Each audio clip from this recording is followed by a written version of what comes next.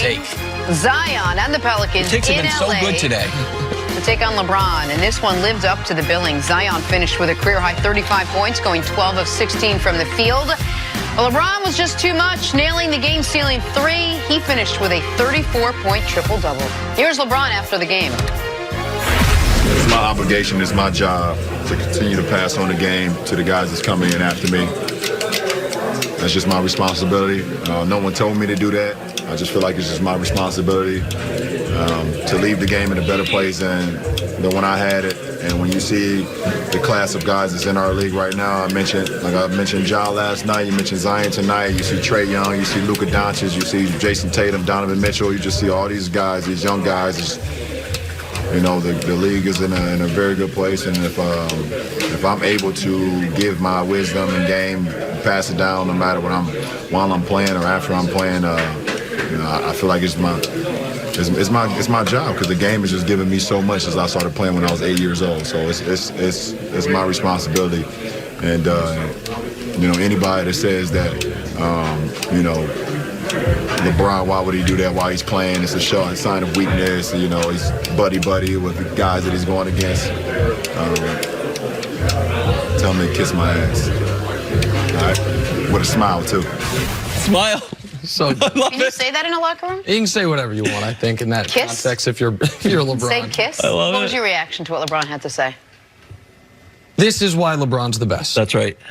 LeBron is everything for people that he never had. Always. Never had a dad. So I'm going to be the most involved father imaginable, even if silly shows like this one are going to question, am I too involved at my son's games? I bounced around to different schools, all of which were underfunded, none of which did I know if I was going to be able to get there, if I was going to have the books. So I thought I'd build a school, along with taxpayers, but I help out a lot, and then send those kids to college, because if I wasn't going to get an athletic scholarship, I wasn't going to be able to go. And now in the NBA, I idolized Michael Jordan, loved him. Had a 15-minute conversation once when I was in high school. I said it was like talking to God. And from that moment forward, Jordan really wasn't messing with me.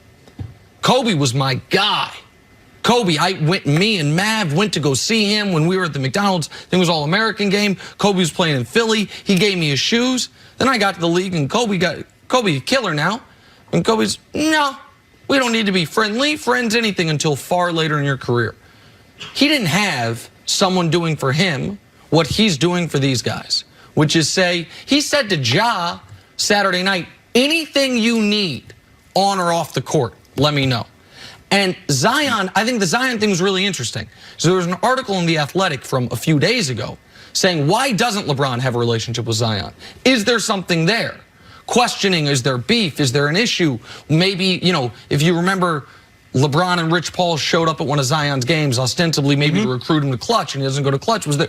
And LeBron made it clear for everyone to know, listen, man, I might still, during these 48 minutes, try to beat you guys, but then I'm going to be there for you guys at every point, because he thinks it is his responsibility to the game. So no matter what you think of Michael and Kareem and Kobe and LeBron and wherever your rankings are, this is where LeBron is batting 1,000 for his career.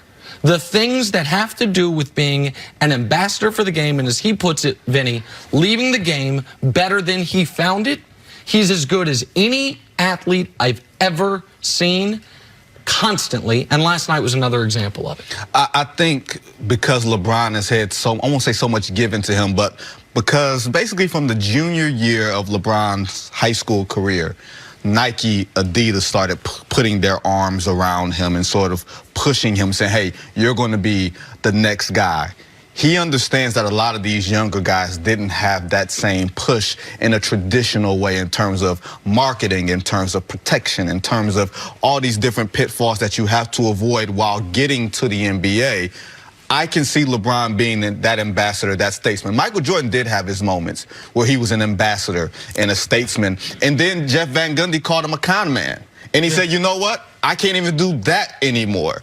And people said that Kobe Bryant would soften guys up when they would go at him. People never said that about LeBron James to that large degree. And LeBron is in a very delicate situation in his career where he's still at the peak of the mountaintop, basically, where he wants to assert his dominance and he wants to let everybody know that I'm still the king, but I'm also, once it's over, I'm still a support system. I'm still someone that you can look to, be it symbolically or even practically, as someone that you can go to. It's a very delicate line, because once you sort of break that facade, then guys can see you as a little more human, they're a little less fearful of you. And I think in the first game in LA, LeBron did not really do much acknowledgement of Zion. He wanted to send a message. And in this game, so you LeBron think that's part of the strategy? Beat you once, and then the next time I will come around and be. I don't think there's anything that LeBron does that's by accident. Okay. I think he's that smart. He's but I'm not saying with what he it's says a and what he negative does. thing. Right. But So you know what I'm saying? Yeah. It's not a negative thing, Nick, at all. It's not a criticism. But it's definitely, this is our first meeting. I have to establish it this way. And now that sort of, I've established it. The second game, I beat you again. When Zion had his moment, LeBron made sure to keep everything quiet with that long three to sort of, hey, look, this is still my game. Once that happened, the final buzzer is over, and he's established this very clear line, then I can embrace you. Well, I love what you had to say. I love the picture you painted. I think that's great. Who would have an issue with that? Are there is it players, is it media, or is it fans that have an issue with LeBron crossing over? So I think it's two groups of people. One is the back in my day former players on television that swear to God in the 80s before opening tip there was a legit boxing match, and it was a man's man league, and that we never were friendly. Even though Jordan and Barkley were famously best friends, Magic and Isaiah literally kissed before finals games, kissed each other before finals games. We act like, no, everyone back then hated each other because you had a team in Detroit that played dirty-ish, because we have the famous... Watch your tone. We have the famous Dr. J, Larry Bird grabbing each other by the throat, and so we have those iconic moments. And the other one is media, the same media that everything LeBron does is wrong.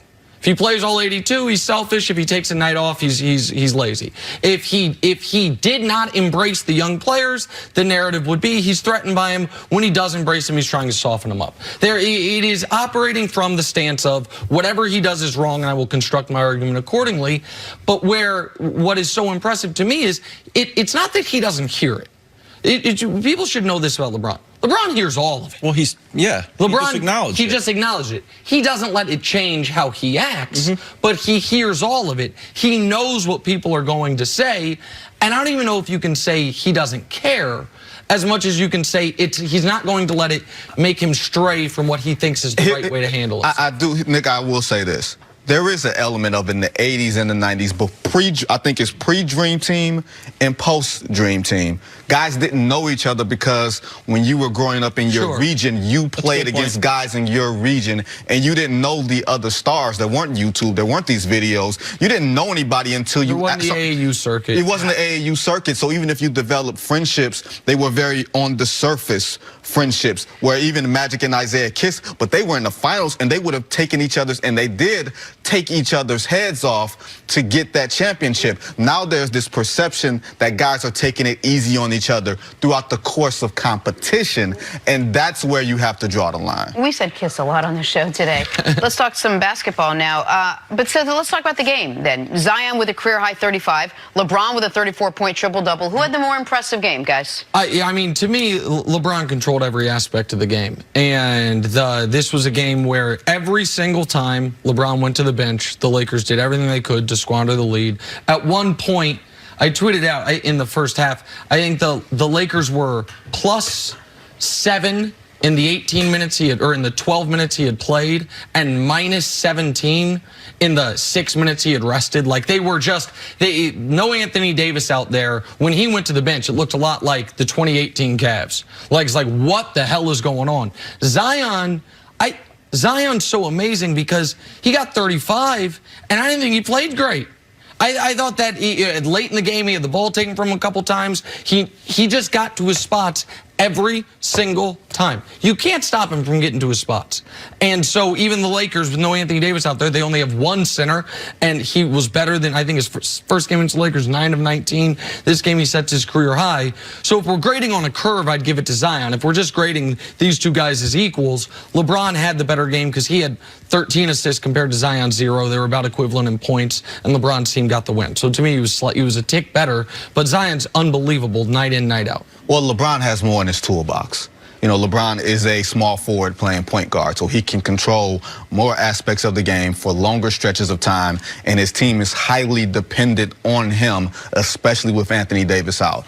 But the thing that impressed me is that for the force that Zion plays with, there's a savvy and knowing where to get to his spots and knowing that I can score 30 without basically taking the game away from Brandon Ingram and Lonzo Ball. If Ingram had a game, if Ingram had a game, stretch, they win. And that was it. He was terrible aside from that. And you're playing on a younger team, and you're playing on a team that's not used to you yet. So from the standpoint of efficiency in that tight window that Zion has to operate in, he dominates that tight window. LeBron just has a wider window, a wider plate because of so much being dependent on him in LA. Good. Even with the Pels, even with Zion getting 35, horrific 48 hours for the Pelicans.